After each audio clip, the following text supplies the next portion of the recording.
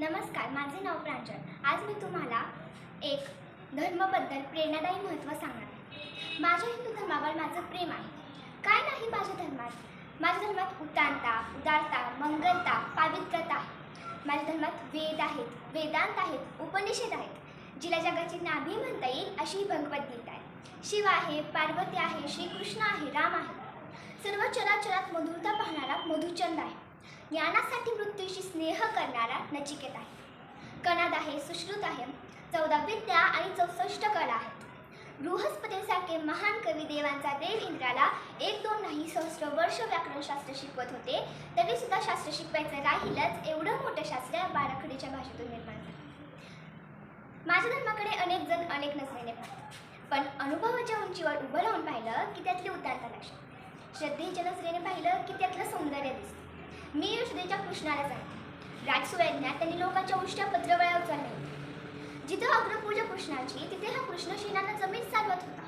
तो सांगतो, भांडा, रागवा, प्रेम करा, वेळ पडली तर संघर्षही करा, पण अंतःकरणात समतेची वेणू वाजते। एकदा का ती वेणू वाजली की मग गोपाळकाळा साजरा करा। माझ्या धर्मात नद्यांना देखील माता म्हणतात। गंगा माता, नर्मदा माता, कावेरी माता, तापी माई, पाण्यालाही आई म्हणायला शिकवतं माझा हिंदू धर्म। म्हणून विहीर खांदताना पाणी लागलं की वस्त्र नेसवायला सांगतो। माझ्या धर्मात झाडांचाही आदर केला जातो। मंदिरापेक्षा झाडातच देवांचा निवास आहे असं मानलं जातं। आमच्या देवांना फुलांना इतकीच पानं देखील आवडतात। बेलाचं पान, तुळशीचं पान, आपटा, रुईची पानं, आमचे देव खुश असतात त्यात। उत्तरेला आकाशात एक तारकापुंज दिसतो, तुम्ही त्याला लेडी इन द चेअर असं म्हणता, पण आमच्या धर्मात ते ययातीच्या अमर प्रेमाचं प्रतीक आहे। निसर्गावर देखील प्रेम करायला शिकवतो माझा हिंदू धर्म। म्हणून आमच्या घरात तुळस आहे, पारिजातक आहे।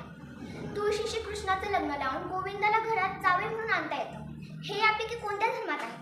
आमच्या धर्मात मुसळाची पूजा केली जाते, दाराचा उंबरा पुसतो, रांगोळीने अंगण सजवतो। इतकंच काय तर केर काढणाऱ्या किरसुरीला सुद्धा लक्ष्मीचं स्थान देतो। जणू चराचराला भाव नाही असं सांगतो माझा हिंदू धर्म। हे जग असंच आहे, वक्रतुंड, पण संयमानं आणि निष्ठेनं या वक्रतुंडाची मंगलमूर्ती करून सुखहर्ता दुःखहर्ता करता येईल। असे मंगलमूर्ती करणारे माझ्या धर्मात अनेक आहेत। माझा धर्म गणसत्ताक पद्धतीला पोषक आहे। तुम्हाला आश्चर्यच वाटेल, काही गणया स्त्रिया सुद्धा आहेत। माझ्या धर्मात मोकळेपण आहे। माझ्या धर्मात महाकाव्य आहे।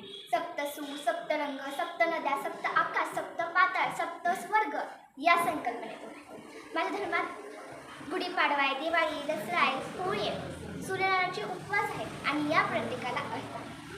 आम्ही आमच्या देवांशी भांडतो, त्याला अरे काय म्हणतो, त्याला पाण्यात ठेवतो, पण तरी त्याच्यावर तितकंच प्रेम करतो। हे मला माझ्या हिंदू धर्माने दिलेलं भाग्य आहे। खंत फक्त एवढीच की एवढी उदांत जीवनदृष्टी देणारा माझा धर्म कधीपासून जातपात मानू लागला? का ईश्वरी लेकरांना तो अस्पृश्य मानू लागला? का आदिवासी वन्य जातींना त्याने आपलंसं केलं नाही? का उच्चनीचतेची गादी डोक्यावर ठेवली गेली? एवढ्या प्रश्नांची उत्तरं मिळाली ना की परत माझ्या हिंदू धर्माला झळाकी प्राप्त होईल, आणि त्यासाठी मी प्रयत्न करते। धन्यवाद।